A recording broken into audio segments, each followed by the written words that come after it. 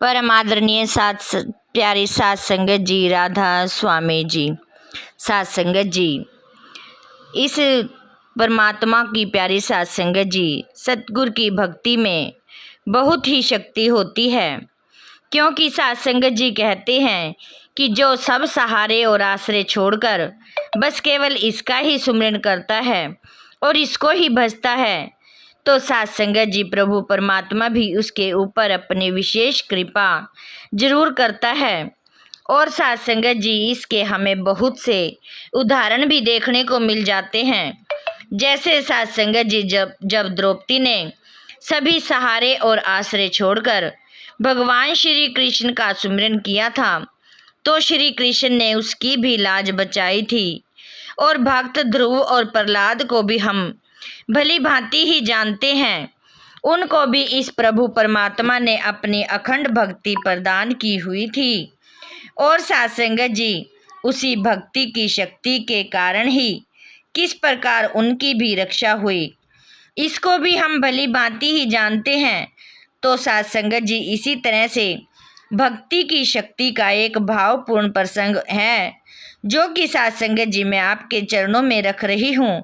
सात संगत जी, तो इसी तरह से एक बार एक लड़का होता है जो सारा दिन बस भगवान की भक्ति में ही लगा रहता था और सभी साधु संतों की सेवा भी करता था। लेकिन सात संगत जी, वो केवल भक्ति के अलावा और कुछ भी काम धंधा नहीं करता था। इसीलिए उसके माँ बाप और भाई बहन भी सभी उसे निकम्मा ही मानते थे और इसीलिए पूरा परिवार उससे परेशान ही रहता था।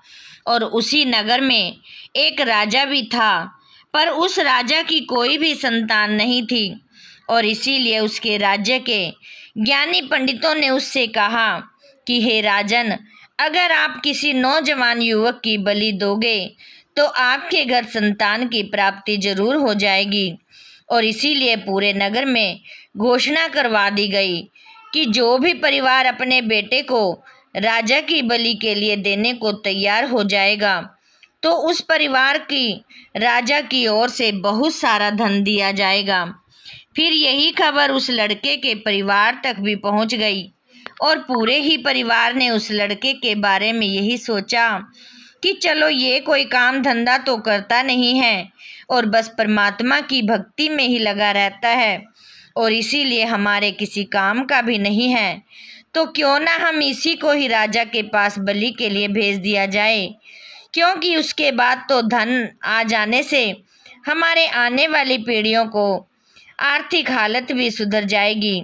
और यही सोचकर उस पूरे परिवार ने अपने उस लड़के को ही राजा के पास बलि के लिए भेज दिया।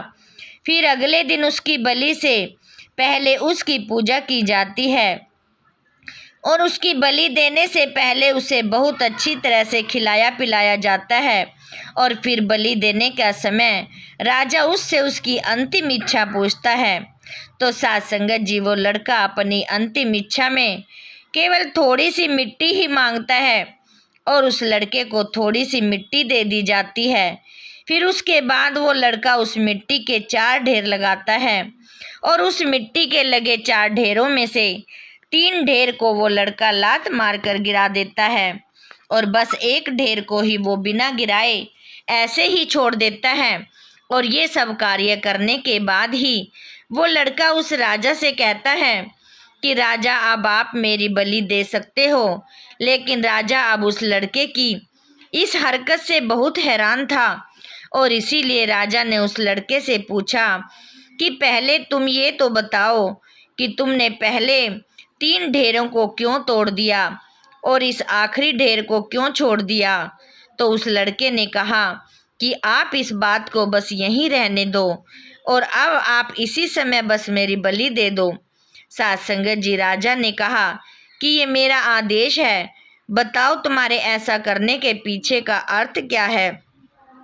तो उसके बाद उस लड़के ने राजा को ये जवाब दे दिया कि हे राजन, जब कोई भी जीव जिसको अपनी जान का खतरा हो, तो वो अपनी जान की रक्षा करने के लिए सबसे पहले अपने माँ बाप पर, फिर राजा पर और उसके बाद देवता पर ही विश्वास करता है।